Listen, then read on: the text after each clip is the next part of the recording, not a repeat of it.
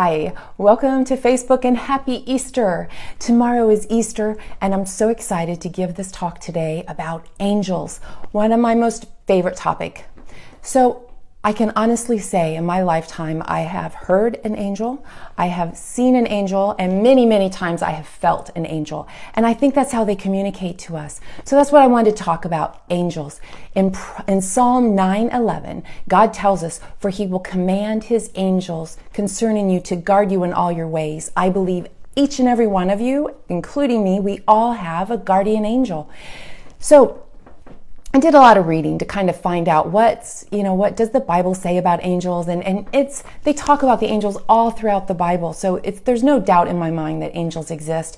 But it was really interesting to learn that 85% of American adults believe in angels. I thought that was wonderful because it's so true. And with the good and bad in this world, we all need that. We need our angels with us and we need that protection. And I just think that's so good that so many people believe. I think that the angels are God's messengers. You know, the word angel is a Greek word from angelos, and I'm probably mispronouncing that, but it means messenger.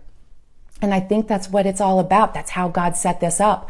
It was really interesting for me to learn that there are different levels of angels. And I'm going to glance at my notes because I don't have this memorized, but the highest level is seraphim, cherubim, and thrones. And they're at the highest level. And then there's a middle level, and they're called dominions, virtues, and powers.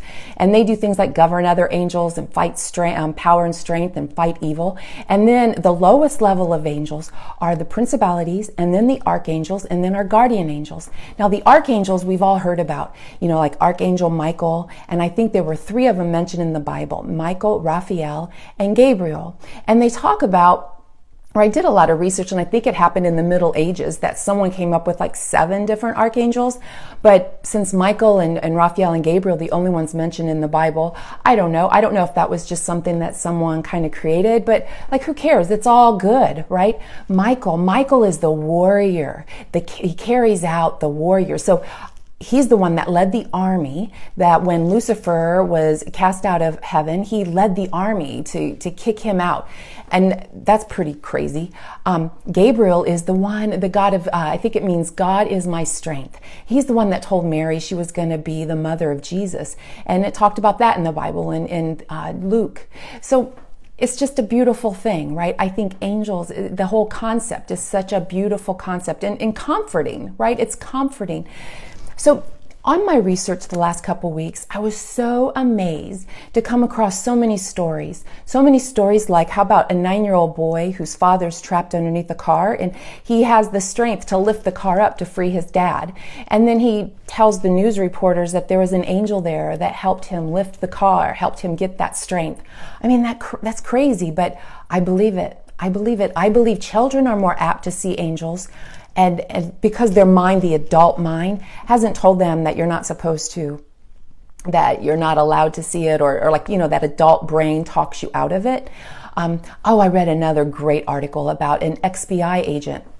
He's now an ex-FBI agent, but she was at the landing site where the United 93 crashed on 9/11.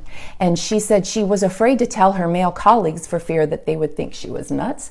But she said she saw hundreds of angels standing in columns around the crash site. Of course, everyone died.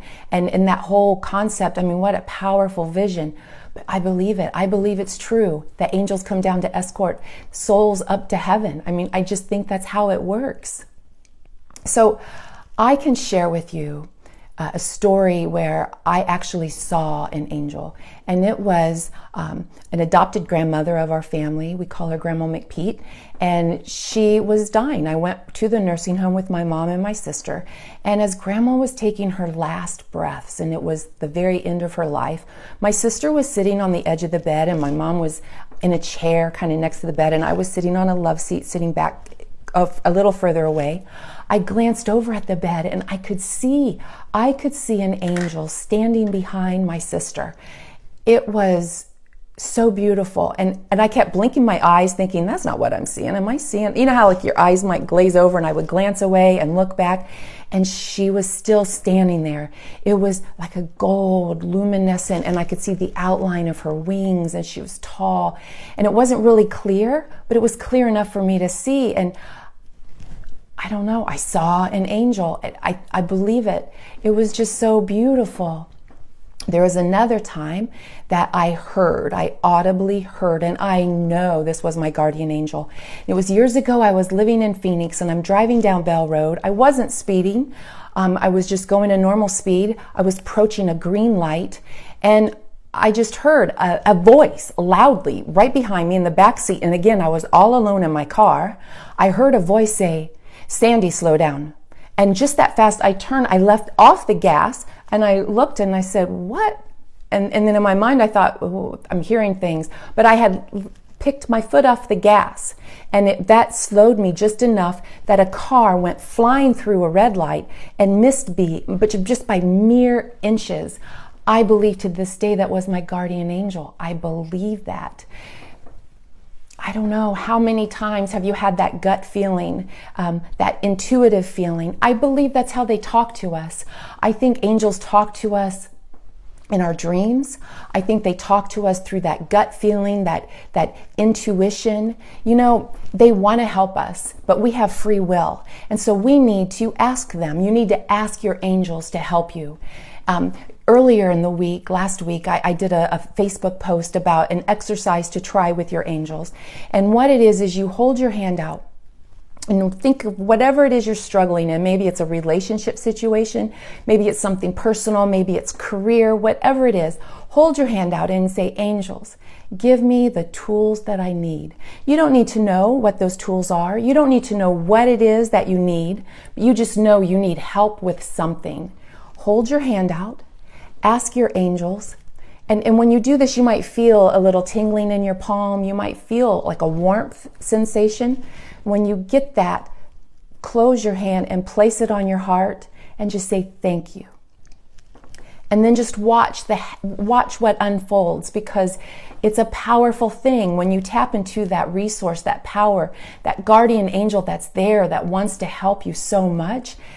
It's going to be a life changer for you. And in those times when you're feeling alone and lost and confused and scared, your angel is there. You just have to ask for help, and she or he will help you. It's not a coincidence. How often I think that something happens and we think, "Oh yeah, I got lucky. That was a coincidence." It's not a coincidence. It's your angels. It's your angel, your guardian angel specific for you.